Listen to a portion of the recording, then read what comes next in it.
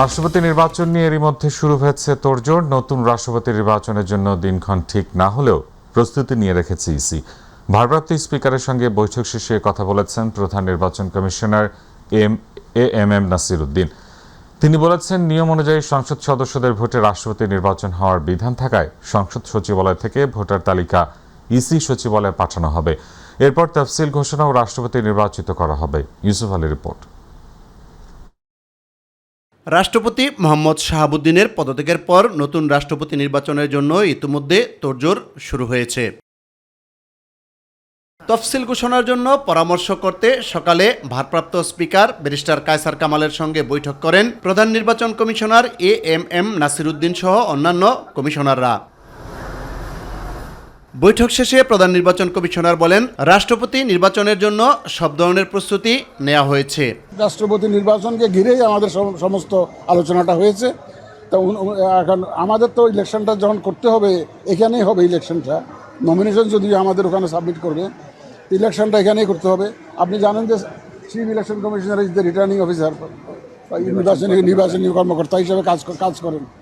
তো এমন সব কিছু কিন্তু ইলেকশন যদি হয় তাহলে এখানেই হবে। আর যদি ক্যান্ডিডেট যদি সিঙ্গেল থাকে, কোনো প্রতিযোগিতা যদি না হয়, তাহলে তার ইলেকশনের দরকারই নেই। আমরা বলেছি যে কোনো সময় রাষ্ট্রপতি নির্বাচনের জন্য প্রস্তুতি আমরা নিয়ে রেখেছি। প্রধান নির্বাচন কমিশনার এএমএম নাসির উদ্দিন বলেন, সংসদ সদস্যদের নামের তালিকা পেলে তফসিল ঘোষণা করা হবে। ভোটার তালিকা নিয়ে বলেছে, আমরা চিঠি দিয়েছি, ওনারা আমাদের কাছে ভোটার তালিকাটা দিবেন, দিলে এটা যত দ্রুত সম্পর্ক ওনারা দিবেন। আমরা আজকে চিঠিও দিয়েছি ওনাকে। দিনক্ষণ এখনও ঠিক হয় নাই, আপনারা এটা যথাসময়ে জানতে পারবেন। সূর্য উঠলে আপনারা সবাই দেখতে পাবেন, কোনো অসুবিধা নাই। এটা আমরা পরবর্তী এখন আমরা জানিয়ে দেব। এখন আমাদের প্রাথমিক আলোচনা হয়েছে প্রসিডিউরাল বিষয়গুলো নিয়ে, বিস্তারিত আলোচনা হয়েছে। এটা প্রাথমিক আলোচনা। না, আমরা কোনো টেন্টেটিভ ডেট ঠিক করি নাই। এটা আপনারা যথাসময়ে জানতে পারবেন। তবে ওই রাষ্ট্রপতি। ইউসুফ আলী, মাই টিভি, ঢাকা। দায়িত্ব গ্রহণের পর প্রথমবারের মতো বঙ্গভবনে অফিস করলেন ভারপ্রাপ্ত রাষ্ট্রপতি হাফিজ উদ্দিন আহমদ। সকালে জাতীয় সংসদের সরকারি বাসভবন থেকে তিনি বঙ্গভবনে যান। সেখানে পৌঁছালে রাষ্ট্রপতিকে গার্ড অব অনার দেওয়া হয়। পরে কার্যালয়ের নিয়মিত দাপ্তরিক কার্যক্রমে অংশ নেন তিনি। ভারপ্রাপ্ত রাষ্ট্রপতি হিসেবে দায়িত্ব গ্রহণের পর এটি হাফিজ উদ্দিন আহমদের প্রথম আনুষ্ঠানিক দাপ্তরিক কর্মদিবস। বঙ্গভবনে পৌঁছানোর মধ্য দিয়ে রাষ্ট্রপতির কার্যালয়ে তার আনুষ্ঠানিক কর্মযাত্রা শুরু হলো। এর আগে গত 23 জুলাই রাষ্ট্রপতি মোহাম্মদ শাহাবুদ্দিন পদত্যাগ করলে সংবিধান অনুযায়ী জাতীয় সংসদের স্পিকার হাফিজ উদ্দিন আহমদ ভারপ্রাপ্ত রাষ্ট্রপতির দায়িত্ব গ্রহণ করেন। বঙ্গভবনের দাপ্তরিক কার্যক্রমে অংশ নিলেও তিনি স্পিকারের বাসভবনেই থাকবেন।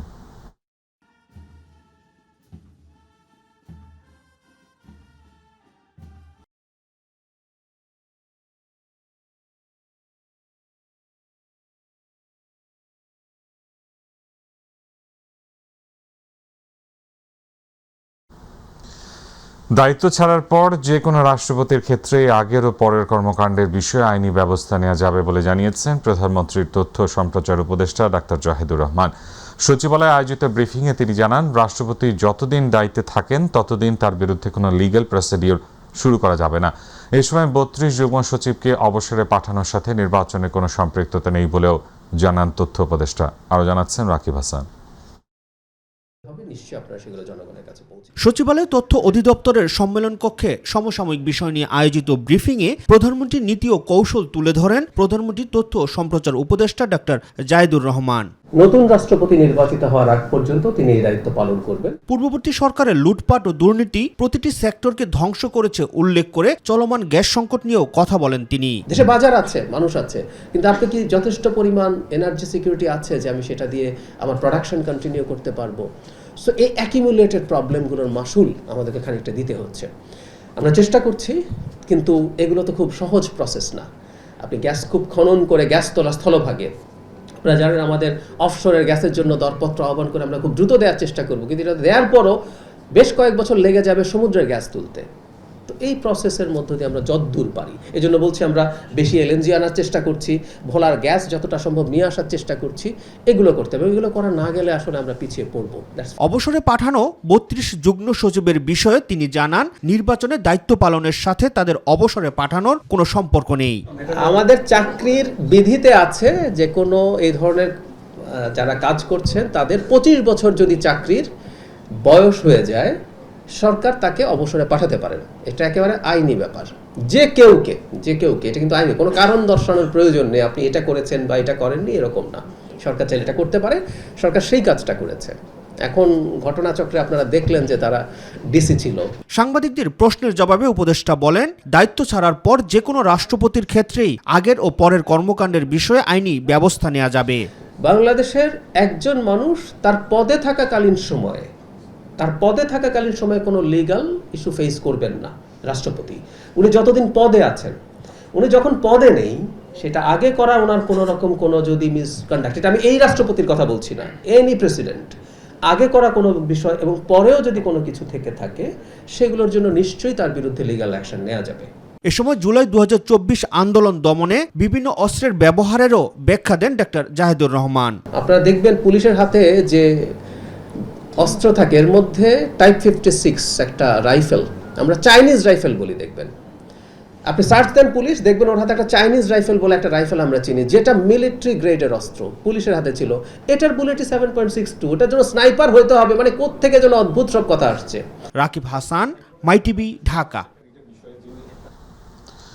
চলমান গ্যাস সংকট নিরসনে মালয়েশিয়ার প্রধানমন্ত্রী আনোয়ার ইব্রাহিমের কাছে সহযোগিতা চেয়েছেন বাংলাদেশের প্রধানমন্ত্রী তারেক রহমান। মঙ্গলবার দুপুরে মালয়েশিয়ার প্রধানমন্ত্রীর সঙ্গে ফোনালাপে এ সহযোগিতা চান তিনি।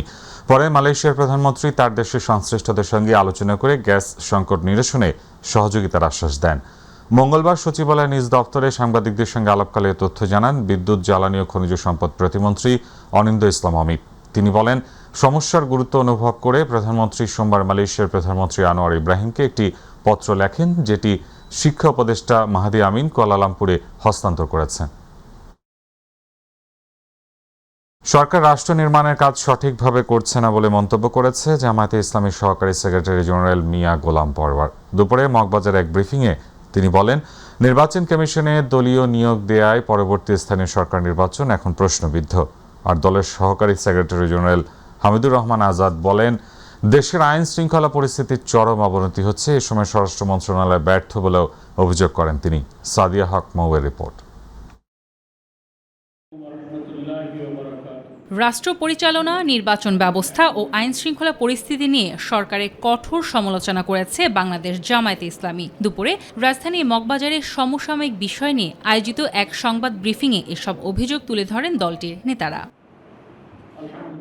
নির্বাচন কমিশনে অতিরিক্ত কমিশনার হিসেবে দলীয় নিয়োগ দেওয়ায় পরবর্তী স্থানীয় সরকার নির্বাচনও প্রশ্নবিদ্ধ হয়ে পড়বে বলে মন্তব্য করেছেন সহকারী সেক্রেটারি জেনারেল মিয়া গোলাম পরওয়ার।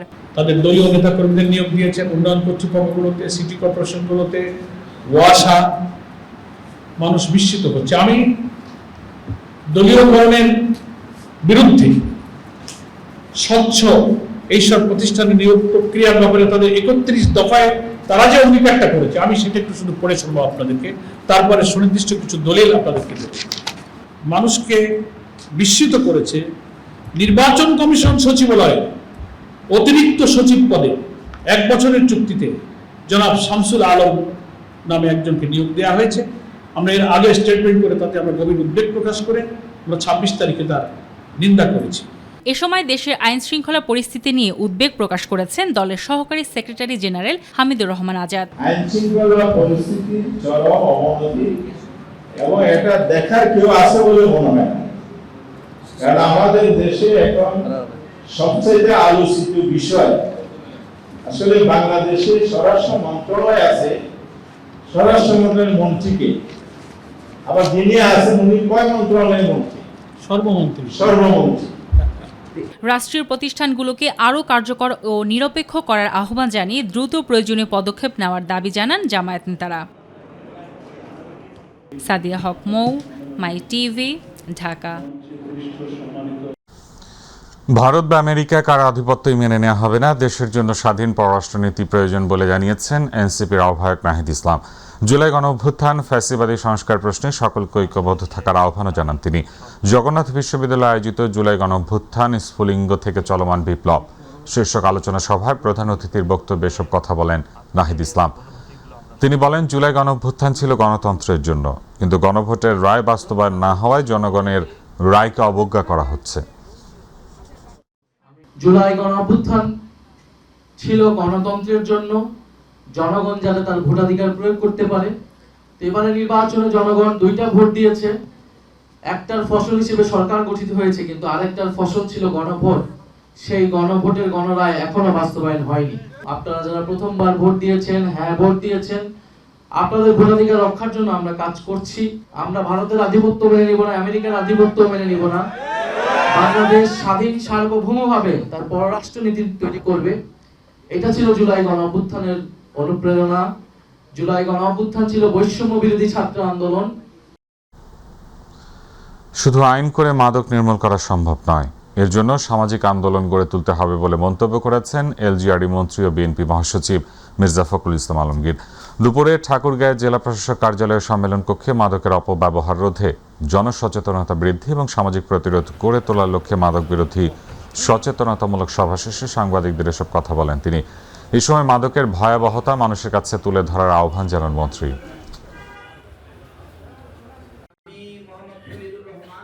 সকলকে নিয়ে আমরা আপনার এই মাদক বিরোধী অভিযান থেকে একটা সামাজিক আন্দোলনে পরিণত করতে চাই, এবং এটা ছাড়া আমি মনে করি যে বিকল্প কোনো পথ নেই। শুধুমাত্র আইন করে বা শাস্তি দিয়ে কিন্তু মাদককে নির্মূল করা সম্ভব না। আমি বিশেষ করে আমরা ঠাকুরগাঁতে যে পদক্ষেপ নিতে যাচ্ছি, সেই পদক্ষেপগুলোর ফলে আমরা কিছুটা ইতিবাচক ফল লাভ করবো অবশ্যই। মূল কাজটা হচ্ছে প্রচার করা যে মাদক খারাপ জিনিস, মাদক ব্যবহার করা উচিত না।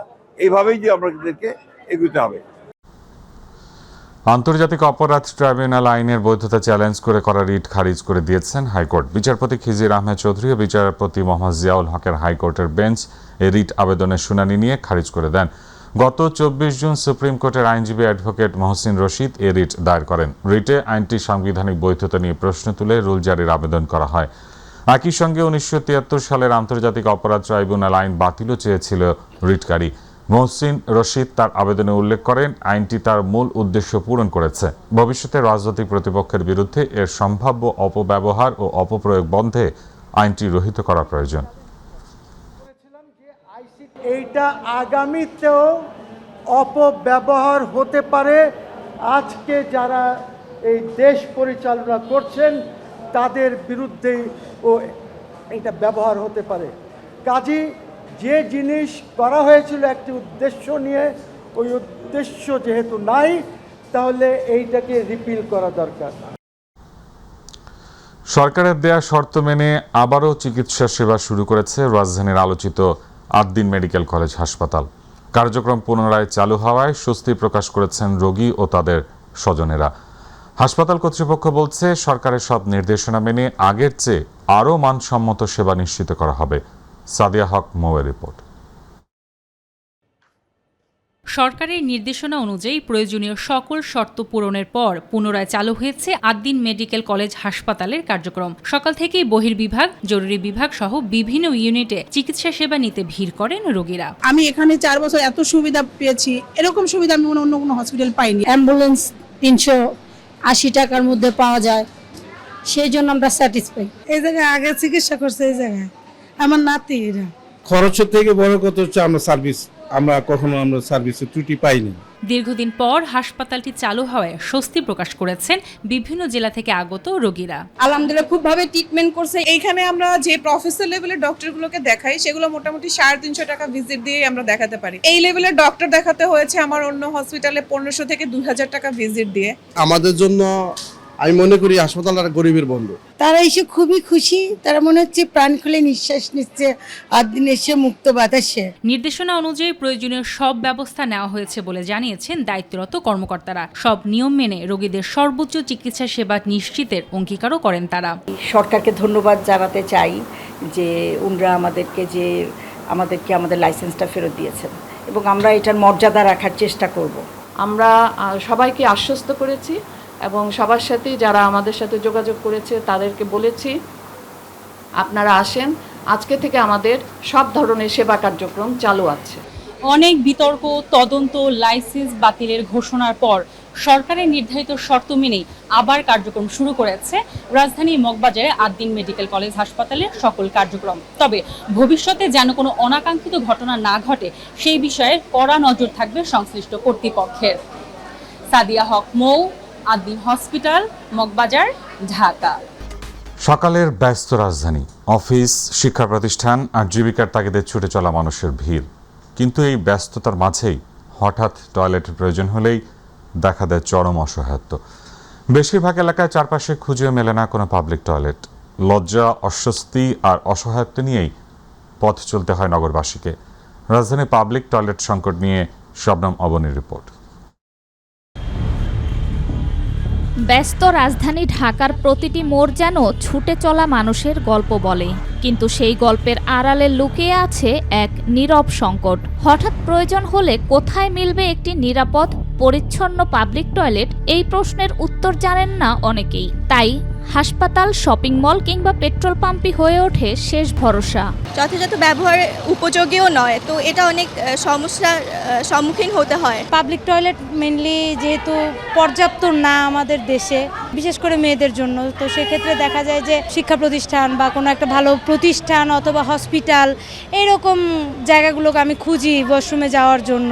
একই অভিজ্ঞতা প্রতিদিন হয় হাজারো শিক্ষার্থী, কর্মজীবী, চালক আর ডেলিভারি রাইডারের। ব্যবহারযোগ্য টয়লেটের অভাবের পাশাপাশি রয়েছে বাড়তি খরচের চাপ। প্রতিবার ব্যবহারে গুনতে হয় 10 টাকা, কোথাও আরও বেশি। নিম্ন আয়ের মানুষের কাছে এটিও বড় বাস্তবতা।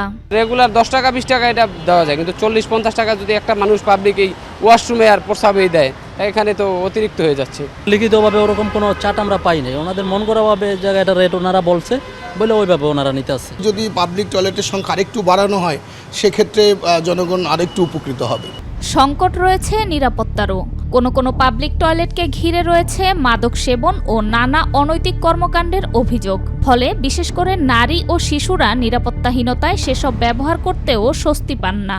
ভিতরে কিছু মাদক সেবী আছে, ইয়াবার গন্ধ, গাঞ্জার গন্ধ, আর কিছু বাজে মেয়েদের আড্ডা। যেখানে সেখানে যখন ছেলেরা বসে পড়ে, তখন অস্বস্তিকর একটা পরিবেশের সম্মুখীন হতে হয় আমাদের। সবচেয়ে বেশি সমস্যায় পড়ি আমরা নারীরা। তবে টয়লেট পরিচালনাকারীরা বলছেন ভিন্ন কথা। টয়লেট ইউজ করা 10 টাকা, গোসল 20 টাকা। মানে যখন অপরিষ্কার থাকে তখন আমরা জানতে পারি যে মানুষ এরকম করে, তারপর তো আমরা পরিষ্কার করে ফেলাই, আমরা তো আর দেখি না।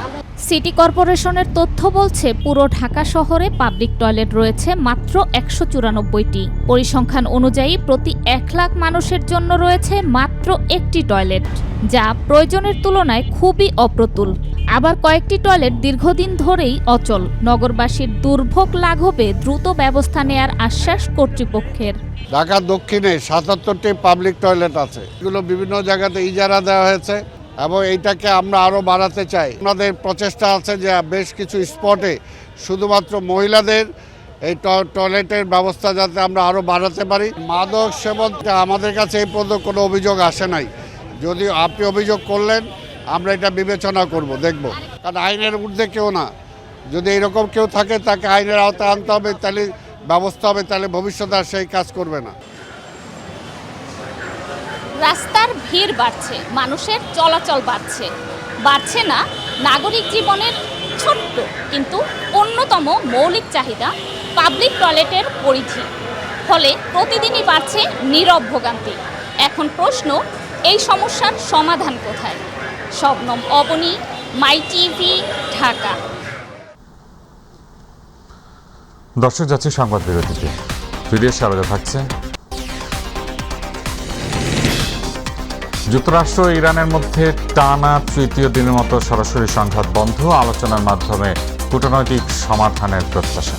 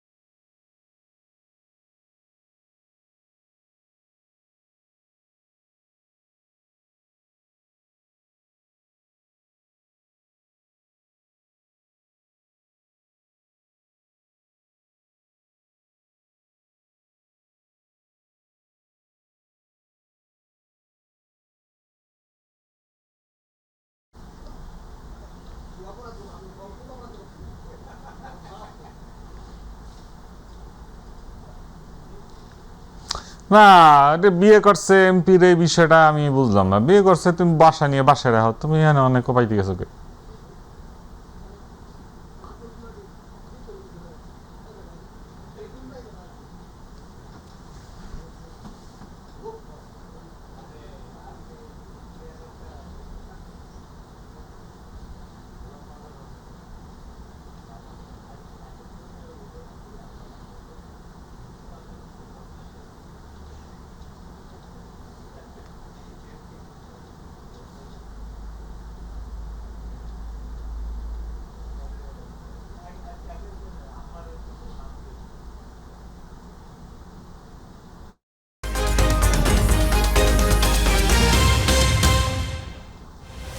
আবার স্বাগত, আপনারা দেখছেন মাই টিভি সংবাদ। শুরুতেই প্রবাসের খবর।